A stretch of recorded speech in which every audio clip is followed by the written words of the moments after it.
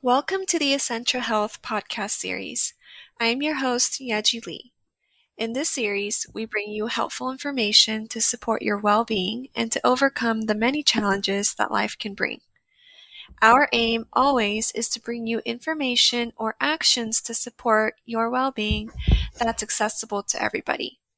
In light of National Suicide Prevention Month, this September, our podcast topic today is on information about suicide awareness and suicide prevention. Our guest today is Norman Weiniger, Vice President of Clinical Services at Essentia Health and licensed mental health practitioner with many years of experience working in the mental health field. Thank you, Yeji, and I'm really happy that we could discuss this important topic today. Thank you, Norman, for being here. To start off, I think, many people have been touched by suicide in some way or another, and, it could be through our families, circle of friends, or, through people in our communities. So I wanted to ask, can you discuss the prevalence of suicide in America today? Yes, to start, according to the American Foundation on Suicide Prevention, suicide is the 11th leading cause of death in the U.S. Here's some statistics about suicide from a recent year, Yeji. Over 49,000 Americans died by suicide in 2023. That's a great deal more than those killed in motor vehicle accidents. There were 1.5 million estimated suicide attempts in 2023. That's about 30 times the number of completed suicides. And also in that year, in 2023, men died by suicide almost 4 times more frequently than women. And by the way, the rate of suicide in this country has increased 30% over the last 2 decades. Thanks, Norman. I think, we all understand that suicide is a big problem in America, but I think it's always very surprising and alarming to kind of hear those kinds of detailed stats on suicide. But following that, can you talk a little bit about what some of the common risk factors are for suicide and as well as warning signs for suicide? Sure. Risk factors are those elements or qualities that maybe put people more at risk for a behavior, such as taking their own life. That doesn't mean that the risk factors, Yeji, as you know, are predictive of that or are universally leading to suicide. After all, suicidal behavior is complex. There's no one single cause, and that's why we have to speak sometimes in these general terms. We have to keep in mind that suicide affects people of all genders and ages and ethnicities and stations in life. Having said all of that, here's some of the factors that researchers tell us can put some people at a higher risk for suicide. Excuse me. One of the first is suffering from clinical depression, experiencing substance misuse disorders, or other emotional conditions that create isolation and loneliness and despair in people. Another risk factor can be chronic pain. That suffering from chronic pain is sometimes associated with people who have completed suicides. A personal history of suicide attempts puts individuals at risk for a completed suicide. Some other risk factors include a family history of mental or emotional disorders or substance misuse disorders, a family history of suicide, there's some trauma factors that come into play as well, such as being exposed to family violence, including physical or sexual abuse, exposure to trauma in the military, or exposure to trauma as a first responder.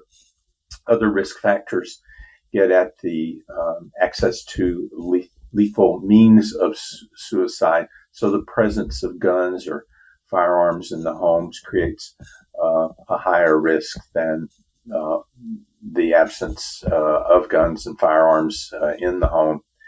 And having been recently released from prison or jail is another risk factor that some people encounter. Now, warning signs. Let's talk about that for a moment. That was part of your question. And these are some of the basic warning signs of suicide that we can all be attuned to as we think about preventing suicide. One of the warning signs, and it's a fairly common one, is talking or thinking often about death, and that you might pick up on that, not just through people directly speaking about thinking about suicide, but you might pick up on that indirectly from conversations that you have with people who have that kind of on their minds. Another concrete thing that is a warning sign, I should say, is saying goodbye to friends and family and kind of withdrawing socially from friends and family. Another one is an individual who goes about putting their business and personal affairs in order, such as making a will, and doing that in such a way that's out of character for them. Another warning sign can be an individual, again, out of character, starting to take great risks with themselves, risks that could lead to death. An example of that might be driving fast or driving recklessly. Another example might be an individual who talks about having feelings of emptiness or hopelessness, or talking about having no reason to live. In talking about these warning signs, I encourage people to think about how they might fit into the context of being out of the norm for an individual. And that would include displaying mood swings, suddenly changing from very sad to very calm or very happy. Excessive use of alcohol or drugs can be another warning sign. Appearing anxious or agitated, changing in eating and sleeping habits, or some extreme emotional states like rage, or talking about seeking revenge. A lot of these things are not necessarily warning signs, but they could be for an individual when they are put together in combinations, or when they seem to be very out of character for that individual. So these are some warning signs that we can all keep in mind as we think about suicide awareness and prevention. Thank you, Norman. I think it's always really helpful to be aware of some of these warning signs, so that, if we notice these kinds of signs in anybody near us, we can always lend a helping hand. And so kind of following from that, can you talk about some of the ways that people can help anybody that may be going through emotional pain? Yes, I like to refer Yeji to some steps that come from the National Institute on Mental Health when they discuss how to help someone who may be dealing with feelings of suicide or taking their own life. The first one may be a very hard question, an uncomfortable question, but that is to go about asking the individual this question: are you thinking about killing yourself? And to ask it just that way. That has been found to be a question that does not increase suicides or increase suicidal thoughts, which is a common myth here that goes about that if we talk to people, it will put that idea in their minds, and that is a myth. And it's found that asking that direct question is a very helpful way to intervene and help to save that individual's life. Following up on that, the second step is to keep them safe. We want to reduce a suicidal person's access to highly lethal items or places that are dangerous. That's not always easy. Asking if the at-risk person has a plan and removing or disabling their access to those lethal means to take their life can make a difference. So keeping them safe is the second thing to keep in mind. Third thing is to listen carefully, learn what the individual is thinking and feeling. Don't feel that you have to have all of the answers or you have to do all of the things that need to be done.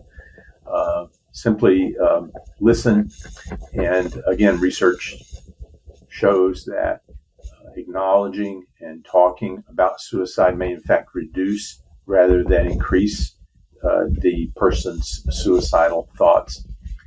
And very importantly, help them get connected to help. Let me mention this important fact. The country has recently simplified the National Suicide and Crisis Lifeline number to 988. They have simplified it to a 3-digit number similar to 911. And that Suicide and Crisis Lifeline number is 988. And people can also text to 988. So keep that in mind. Put that in your phone. That's a line that is staffed 24/7, 365 by crisis intervention specialists, and it's a great resource. Now, above and beyond the 988 number, you can also help people to make a connection with a trusted individual in their life, such as a family member, a friend, a spiritual advisor, a mental health professional, or by calling your employee or student assistance program and speaking with a professional there.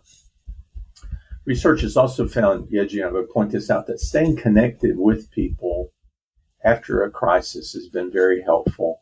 So after you've gotten individuals connected to help, it's important for you as a friend or family member or someone who cares about that individual to stay connected with them in terms of follow-up, basically. And I guess finally, Yeji, in that context of helping people, I would hope that people who are listening to us today would want to learn more about this topic, learn more about how to help someone or to how to help your community when it comes to the topic of preventing suicide and creating greater awareness about it. And to that point, I would encourage people to go to the American Foundation for Suicide Prevention's website, which is afsp.org. And you can learn a great deal more. And you can also learn how to get involved in this topic in a prevention way in your own community. And lastly, of course, people can always call the 988 helpline. Yeji. Thank you very much, Norman. I think that is very, very important information that we're talking about today. And I hope everybody learned a lot today and will want to learn more.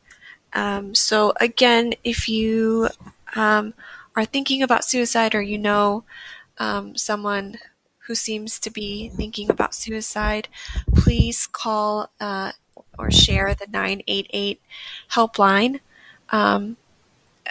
It could save a life. And again, that number is 988.